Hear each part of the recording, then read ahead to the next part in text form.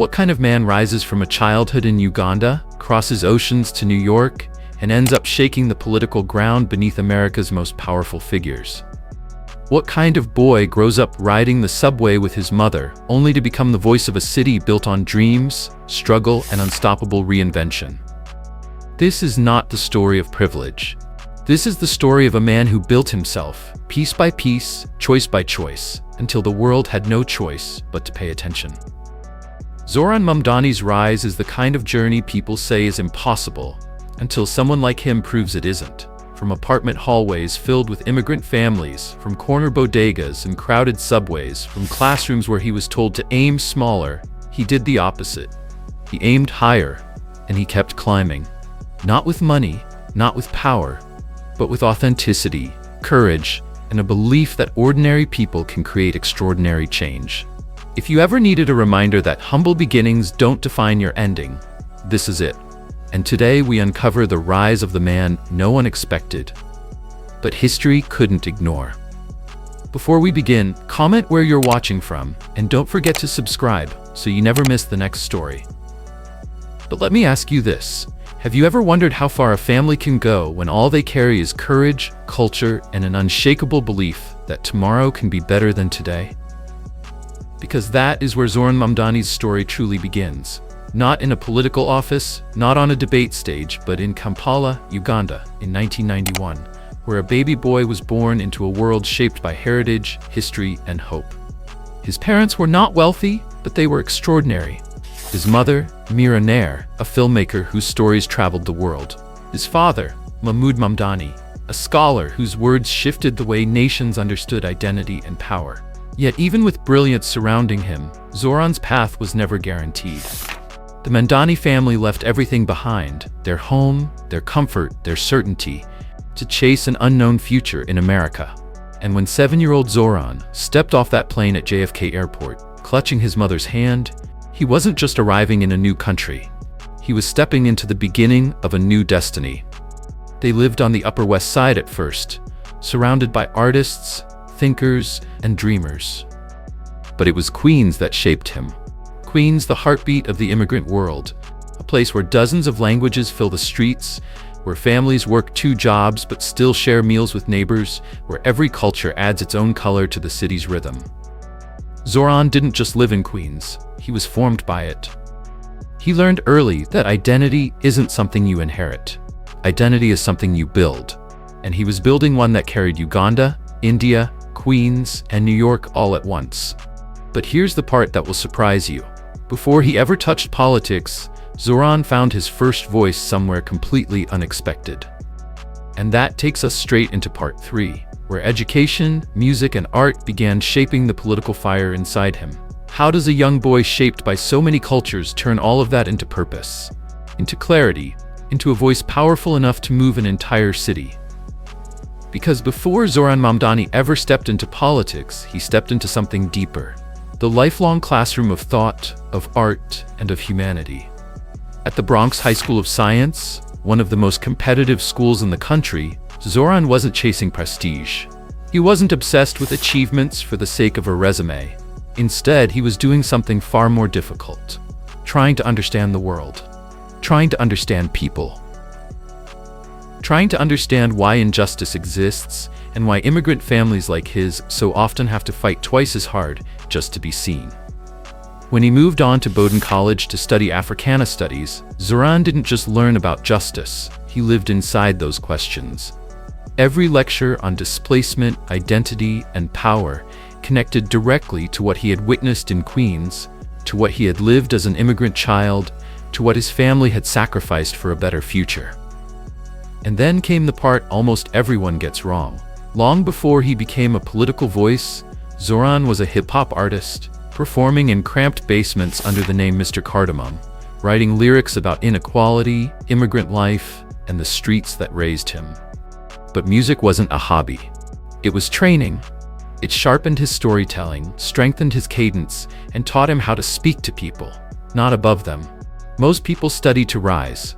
Zohran studied to serve. He learned so he could understand. He learned so he could become the voice for those who had none. And somewhere in that journey, something unexpected happened. something gentle, human, and life-changing. A love story, born from a single swipe, that would shape the man he later became. And that takes us into part 4, the love story and the making of a family. How does a man who once rapped in basement rooms end up standing on the biggest political stage in America, with the entire nation watching his next breath? Because somewhere in the middle of Zohran's journey of purpose and service, something powerful and unexpected entered his life. Love. He didn't meet Rama Duwaji at a fundraiser or in some glamorous political circle. Their story began exactly the way real stories do, on Hinge. A Syrian-American artist, warm, thoughtful, creative, she didn't fall for the rising political star. She fell for Zohran, the human being behind the mission. Long conversations, shared values, the quiet understanding that feels rare in a world that moves too fast. They married privately in February 2025, long before the spotlight found them. And when Zohran won the election, Rama stepped into history beside him. Not as a first lady shaped by politics, but as the person who grounded him long before the cameras ever arrived. But the romance, beautiful as it is only the calm before the political storm. Because when election night 2025 arrived, everything changed. The room went silent as results rolled in. The underdog, the immigrant kid from Queens, was pulling ahead, then leading, then unstoppable. And when the final numbers hit, the crowd erupted. Zohran Mamdani had become the 111th mayor of New York City, the first Muslim mayor, the first South Asian mayor, one of the youngest in history, and then came the moment that sent shockwaves through the country. He looked straight into the camera and said, "So Donald Trump, since I know you're watching, turn the volume up." The crowd exploded. Reporters froze, and then he delivered the line that electrified the entire nation. "To get to any of us, you will have to get through all of us." It wasn't anger, it wasn't provocation, it was unity, spoken like a bolt of electricity. But here's the twist. Days later, Zohran's team reached out to the White House, and Trump agreed to meet. A calm leader after a thunderous victory. So who is this man who can confront power one moment and stand humble the next? Part of the answer lies in something unexpected. His style, his clothing, his symbols, his message. And that takes us straight into part 5. Before we continue, comment New York if you're still with me, and don't forget to subscribe for the next chapter. But let me ask you this. After a victory as explosive as Zohran's, what kind of leader steps into the spotlight the next morning? Not with diamonds, custom tailoring, or luxury watches, but with simplicity, humility, and the quiet confidence of someone who never forgot where he came from. Because Zohran Mamdani's style is not just clothing, it's storytelling, it's identity. It's who he is when the cameras turn off. While many politicians armor themselves in $1,000 suits, Zohran does the opposite. He shows up in slim-cut pieces from J.Crew or Suit Supply. Clean, sharp, but never extravagant. Fabrics that move with him, not fabrics designed to impress rooms full of elites. Neutral tones, minimal patterns, practical cuts. He dresses like the people he serves, because he still sees himself as one of them. And the details? That's where the heart lives. A simple Casio watch that costs less than a Manhattan dinner. A silver ring from his grandfather. Another ring gifted by Rama, the same woman he met on Hinge in the most ordinary, modern, beautifully human way possible. Their love wasn't born from power or status or political alignment. It grew from late-night conversations, shared values, and that soft, natural warmth that makes a home out of a person. A reminder that even in a world as chaotic as politics, Zohran's foundation comes from something gentle and real. Then there's the red sutra thread on his wrist, symbolizing grounding, continuity, and spiritual connection. And the cultural fusion in his wardrobe. African wax print suits honoring Uganda. Minimal kurtas nodding to South Asia. Streetwear layered looks echoing the pulse of New York. Every outfit is a mosaic. A blend of every place, every culture, every story that shaped him. But here's the part that surprises people most. Behind the accessible fashion, behind the gentle love story, behind the immigrant symbolism, there was a political force quietly forming. A movement built not on money, but on momentum. And that brings us straight into part 6. How a man who started by knocking on doors became a symbol for an entire generation. Because long before Zohran Mamdani became a headline, a symbol, or a historic mayor, he was something much simpler. A neighbor knocking on doors. No motorcades, no billionaire donors, no polished political machine behind him.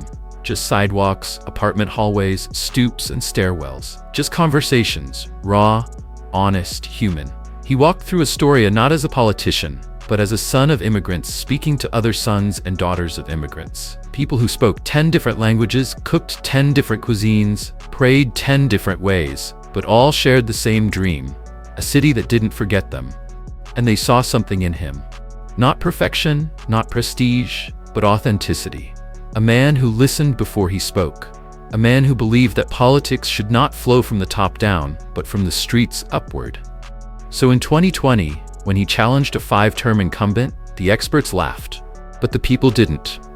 Immigrant families, grocery clerks, teachers, delivery workers, artists, cab drivers, ordinary New Yorkers became the engine of his campaign. They organized, they volunteered, they showed up in numbers nobody expected, and together they made the impossible reality. Zohran defeated the political establishment using nothing but community. He won again in 2022. He won again in 2024 without opposition. Because at that point, Zohran wasn't just a representative, he was a movement. A living reminder that grassroots power is real, that immigrant neighborhoods carry a strength the political elite never understood. His victories didn't say, "I won." They said, "We won." Because every policy he carried came from their struggles, every speech came from their stories, and every battle he fought came from their hope. And it was that collective strength, that united, immigrant-driven force, that set the stage for what came next. A moment that would shake America, a confrontation no one saw coming. Which brings us straight into part 7. The explosive face-off with Donald Trump, one of the most electrifying moments of Zohran Mamdani's tenure. What happens when a movement built by cab drivers, grocery clerks, delivery workers, and immigrant families finally collides with the most dominant political figure in America? Answer: the ground shakes. Election night 2025 didn't feel like an election. It felt like a seismic event. The numbers weren't just changing, they were flipping decades of political expectation. Zohran was ahead, then far ahead, then out of reach. And when he walked onto that stage, something shifted in the air. The room went from loud to electric. People weren't cheering for a politician, they were cheering for the idea that an ordinary kid from Queens, an immigrant, a rapper, a community organizer, had just rewritten the rules of American power. Then came the moment that stopped the country cold. Zohran looked directly into the camera, shoulders steady, voice calm but sharp enough to cut through the noise of an entire nation. "So Donald Trump, since I know you're watching, turn the volume up." It hit like lightning. The crowd lost it. Twitter melted. Newsrooms froze mid-sentence. But the real shock came next. Because instead of throwing punches, Zohran delivered something far more dangerous to a divided country. "To get to any of us, you will have to get through all of us." It wasn't rage. It wasn't panic. It was unity delivered like a challenge, one that even Trump paused at. And then the twist. Within days, Zohran's team reached out to the White House, and Trump agreed to meet. The nation watched a new kind of leadership emerge, fire in one hand, diplomacy in the other. A mayor who could shake the room with one sentence, then sit down at the table the next day. And the world began asking the same question you're asking right now. What comes next for the man America didn't see coming? Part 8 will answer that. In the end, Zohran Mamdani's story is more than a rise, it's a reminder. A reminder that power doesn't only belong to the wealthy, the connected, or the chosen. Sometimes it belongs to the boy who arrived at JFK with nothing but hope. To the families who work double shifts.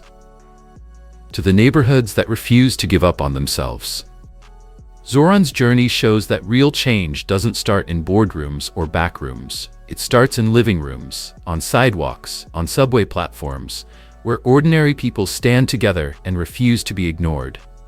Greatness doesn't always roar. Sometimes it walks quietly through Queens with a Casio watch and still shakes an entire nation. If this story inspired you, hit like, subscribe, and comment below. If you like this video, comment 1. If not, comment 2. I'm reading every comment. Let's talk.